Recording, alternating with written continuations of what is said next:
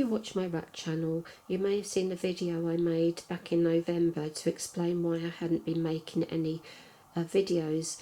We moved house, we moved to a very old house. It needed a lot more work doing to it than we originally thought, and we had to have a lot of repairs, and then we had to paint the whole house. It was in very bad condition, and during this time we were unable to unpack properly. We were moving from room to room. We were basically camping out in 2 rooms.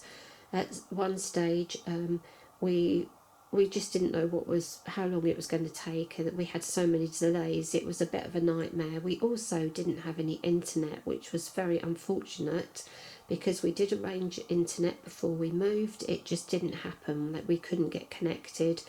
Eventually we found out that there was a major fault on the line.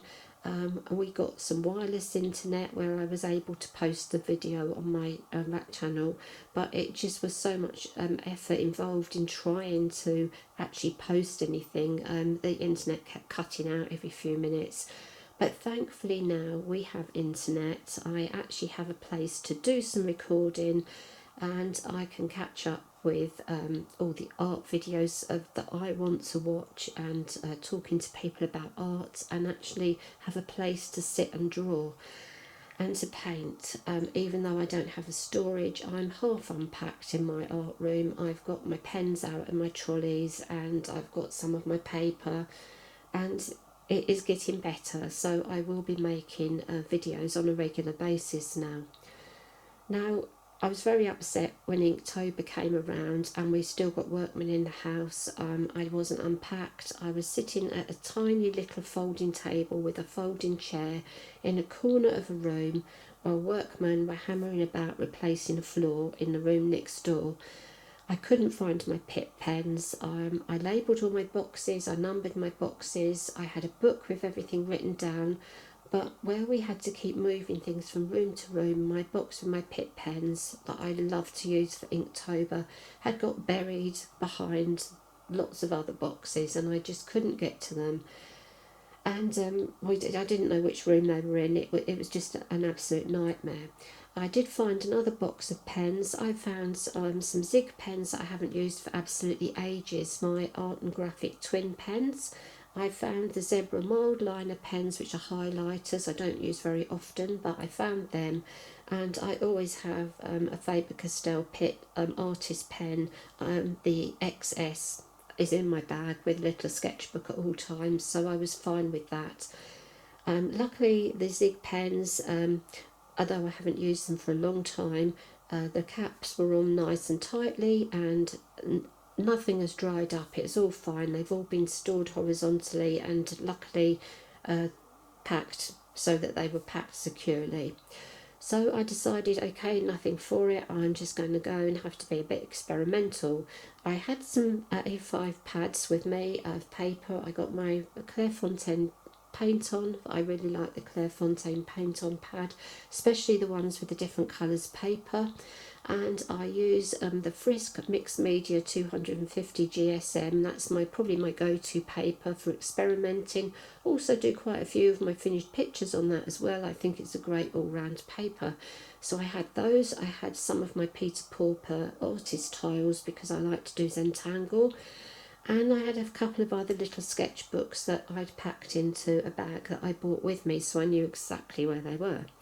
So I thought, I'm just going to have to experiment. I'm going to have to do things a little bit differently this year. It's always good to do things differently.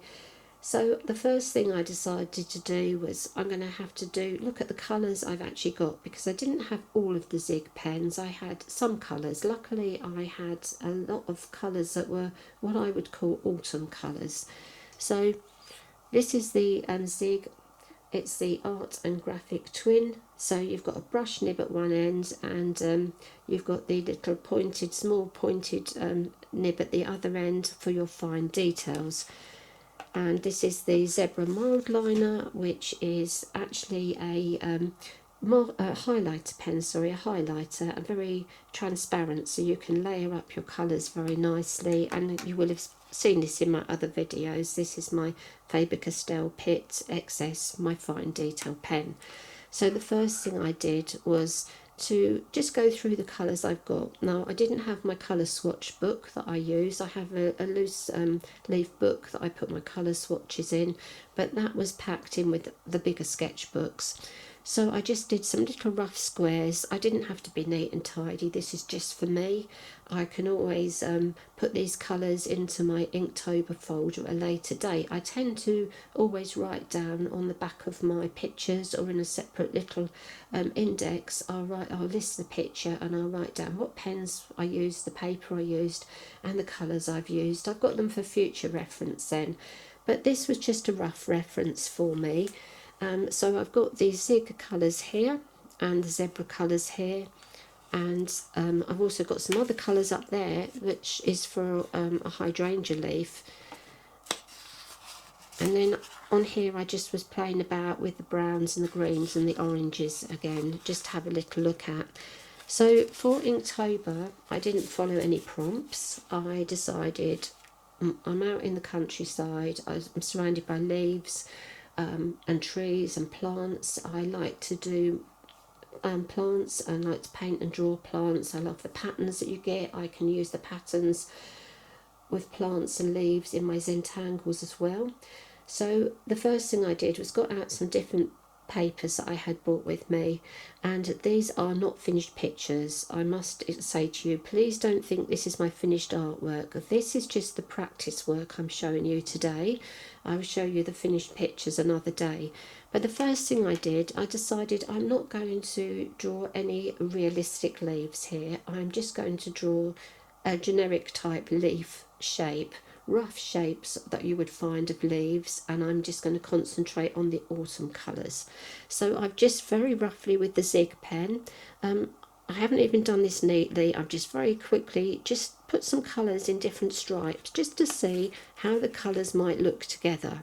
And this was a piece of pauper tile, the 300 GSM, but I decided probably a little bit too white for what I wanted. And this is the Frisk Bristol board, which is great for doing your detailed pen and ink drawings, but again it's too white for what I wanted. So I decided, okay, we'll not use that. This again is a piece of Bristol board, and I just had a little go with the colours just to see how I might blend them in. All these little scraps of paper, these are left over from other pictures when you see a tiny bit of paper like this, and just something that I keep is always useful for practicing or cleaning your pens on if you want to just clean a colour off your pen. There's another little funny leaf I was just experimenting with there. And then I got out the postcards, the watercolour postcards that I had in a little tin, a lovely little tin. They're the Hannah Mahuli postcards, and 230 GSM. Now, there's a cold pressed paper, so it has, as opposed to the Bristol board, which is very smooth, this has a little texture on it. And I quite liked this. I thought it's a nice velvety texture. It looked great if I'm painting a peach or drawing a peach, but it's not really what I wanted. But I do really like the effect of the pens on that paper. And then I got out a piece of the Frisk paper, the Mixed Media 250 GSM. I don't really like to work on anything less than 250 GSM because I like to layer up my colours, and sometimes the papers that are less than that, they don't always take as many layers of colour, especially if you're working with your ink quite wet. So this was just me playing with the actual colours. I like the more natural colour of the Frisk paper, and also the paint on pad's got some lovely shades which look much nicer with the autumn colours than the bright white. So I just started to experiment with blending. This again is with the Zig pen, just blending in. There's nothing here, this is just me having fun. And this is never wasted. Experimenting is never wasted. It's how you learn. You can keep these. You can write little notes on the back. See, I could use this on the other side and do this. Paper is thick enough that I can draw and paint on both sides and it doesn't go through. So it is great. I can keep this in a folder, I can write notes on it, or if you don't want to keep lots of scraps of paper, you could photograph. Maybe you want to keep digital record. I personally like to put these into a box and I can pull them back out and actually see them in all their glorious colour and read the notes that I'm going to write on the back. Now this was just a little bit of an experiment here. It's a sketchbook that I had in my bag. It's a Winsor & Newton sketchbook, 170 GSM, and I was really liking the depth of the reds and the colours here, but this just didn't work with my pens. I don't know if you can see, but it wasn't taking the layers. I couldn't blend. It was taking off the surface of the papers. You can see little specks have come off and smudged around here, but that just didn't work at all. But I know these pens and the technique that I'm using not going to work on that paper, so that's fine. Now this again is the Bristol board. Now this was just an idea I had of how I could look at all the different colours together. I went horribly wrong on one of the leaves, as you can probably tell, but apart from the fact the Bristol board is too white, I don't like it. It would have, if I was doing what I intended to do, which was a very detailed drawing in pen and ink with just some light washes, this would have worked quite well. But and if I hadn't made the awful mistakes where I picked up the wrong pen and used a brown instead of an orange here, what I do find is another reason why you really need to do your swatches is because sometimes the colours on the cap of the pen, they're not always the same as the colour of the ink. They're a representation of the colour, but I picked up what I thought was an orange and it actually turned out to be quite a dark brown, and that's because I haven't used these colours for ages and I'd forgotten the difference that you get from the cap to the actual pen.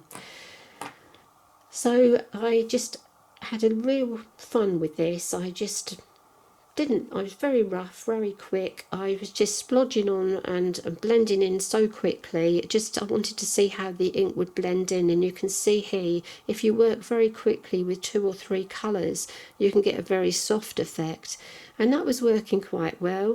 I tried to do a solid leaf here. Unfortunately, I put too deep a colour on first, and so I couldn't layer up as well as I wanted. But you know, this is how you learn. This was just working with a very gradual layering up, starting with the palest colour and working down to the deepest. This is where it went horribly wrong, and I picked up a brown pen because I probably got distracted by the workman in the other room. Maybe I was tired. Mistakes happen. Make your mistakes on your practice piece. Don't make them on your finished piece of work. This is why you practice. And I would lay out my pens in the order I want to use them in a little tray. So once I've chosen my colours, I can't accidentally pick up the wrong colour. I will have them in little sections. I've got lots of little plastic trays that I'd put them in. I will show them in another video. And I would lay them out lightest to darkest. So I'd have all the oranges together, the browns together, reds together, and that way I can't pick up the wrong pen, and I always make sure I put the pen back in the right place so I can instantly find it. And having my swatch, colour swatch sheet next to me as well, it's so easy to see what you're doing. And also with this I tried to correct the mistake. You can't really correct, you can't lighten once it's too dark with this type of pen.